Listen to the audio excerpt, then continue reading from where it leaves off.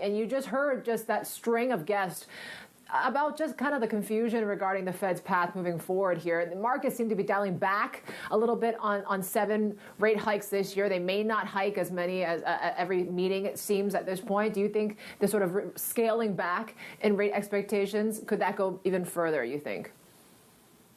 Right now, we still continue to believe, like, so far the hawkish tilt is reasonable given, like, still elevated inflation, like the tight labor market, and also still red hot housing market. But I think no matter how much they're going to dial in, actually, our investment bank actually just revised up their rate hike expectation from 5 hikes this year to 7 hikes. So, and then 3 hikes in 2023. So overall, I think what is causing all this uncertainty or market volatility is something that investors keep on questioning, is whether the peak of the policy rate remains the same or it has been changing or evolving. Because back then, when we were looking at the December summary of economic projections, we see that by end of 2024, we are going to reach around 2.1% versus long-run projection around 2.5%. But right now, it seems like with this hawkish tilt in the previous few weeks, it looks like we might reach 2% policy rate quite quickly.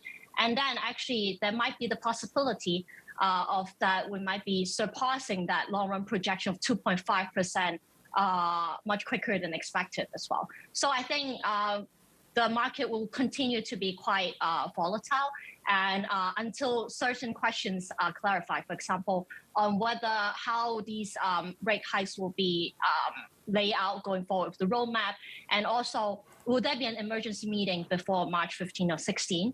And for March, would that be a 25 bips or 50 bips increase? And whether, with regards to quantitative tightening, whether there'll be a more detailed roadmap laid out in the March meeting. Yeah, we didn't quite get those answers in these 5 minutes as well. Hold on, Marcella. We just have this renminbi fix that is just crossing the Bloomberg right now. I'm just taking a look at it. It is 633.21, so just slightly stronger than what the analysts were expecting. But of course, we have seen that offshore rate strength go from strength to strength, 4-year highs that we're approaching right now, and really defying this sort of policy divergence that we're seeing between the Fed and the PBOC. Marcella, then, if we're supposed to see more of this hawkish tilt, then how should you be positioned around bonds at the moment? With regards to bonds, I guess like with the fixed income space, with rising rates, it does seem like we continue to prefer equities over bonds. But then within bonds, we continue to like short duration, and also we continue to embrace credit actually, but we prefer high yield over IG because of its yield differential, and also given that, for example, with US, we see that US default rates remains in multi-decade lows. So with regards to credit, we continue to like high yield over IG at the moment. Marcella, while we figure all of this out, and you were the one who brought it up, we could be seeing a rate that either equals or tops the terminal rate. Why not just leave your money in cash? What's the best argument against that? Plain cash. But given all this like currency, with the inflation so high, and then even though we continue to expect inflation might moderate, but then inflation might remain quite high, and then with the policy rates actually quite low at the moment, and still remain, even though we might be surpassing the policy rate long-run projection, but then it's still going to be quite accommodative in a sense, because cash rate-wise, it's still going to be quite negative.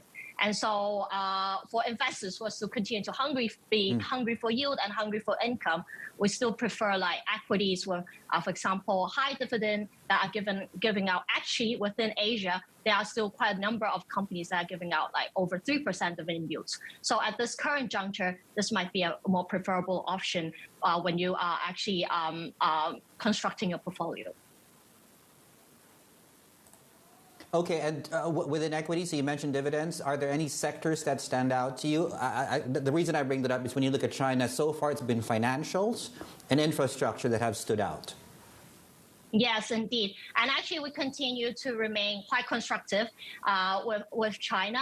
And we continue to wait for more clarity for the MPC meeting starting on March 5th. Hopefully that will provide more clarity, for example, with regards to the internet sector, because in 2021, we see quite a lot of like regulations being announced. But then so far, a lot of them are quite broad. And so more clarity needs to be announced with regards to, for example, cybersecurity, data or personal information protection. So for this, we might see more sort of like clarity being announced going forward.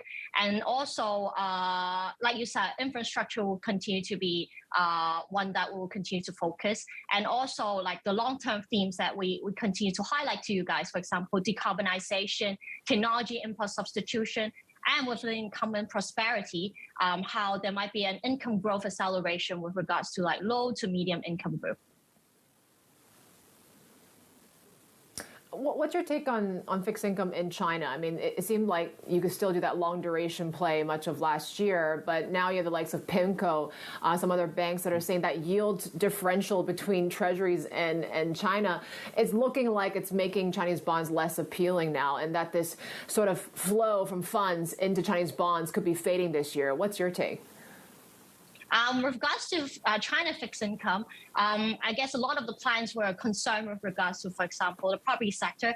But then we see that the risk has actually been coming down with regards to the property sector, especially now that we are waiting for potentially more reassuring messages with regards to the property sector from the policymakers. For example, hopefully there might be more messaging or more reassuring messages with regards to providing more credit or easier credit available to property developers, and also relaxation and moderate relaxation and like mortgage restrictions, etc. And with regards to like policy-wise, we continue to expect more decisive policy support going forward. So this should continue to support both like equities and fixed income going forward.